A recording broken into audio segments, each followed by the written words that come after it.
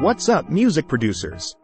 In this video, we want to give you 5 tips for equalizing acoustic guitar tracks to get maximum depth and clarity in your mixes. Dialing in the perfect acoustic guitar tone requires thoughtful EQ, so let's break it down. First, understand the frequency spectrum. Like a painter's palette, each range adds unique character: lows for warmth, mids for presence, highs for brilliance. Tailor these to fit your vision. Boosting lows around 80 Hz can add body, but don't overdo it. Cutting lower frequencies clears up mud. The mid-range around 200 Hz to 2 kHz is the heart of the guitar sound. Gentle boosts here enhance projection. Watch for harsh highs around 2 to 5 kHz. Subtle cuts remove harshness without losing clarity. Always compare the guitar to other tracks and pan it slightly to prevent masking. Refine the overall acoustic mix by soloing the guitar and listening for frequency clashes.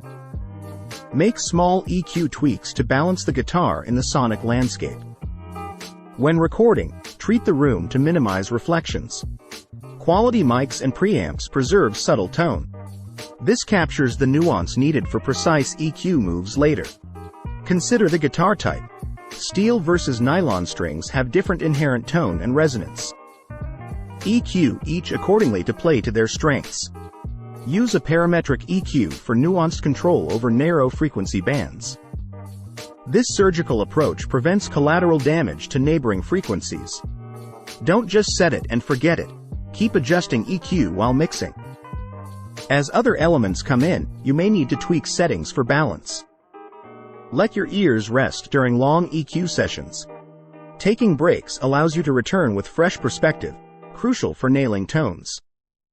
Equalizing acoustic guitar requires a thoughtful, nuanced approach. But understanding frequencies and making strategic adjustments delivers professional results. Let us know if you have any other acoustic guitar EQ tips in the comments. Be sure to check out all our other music production and gear review videos. See you in the next one.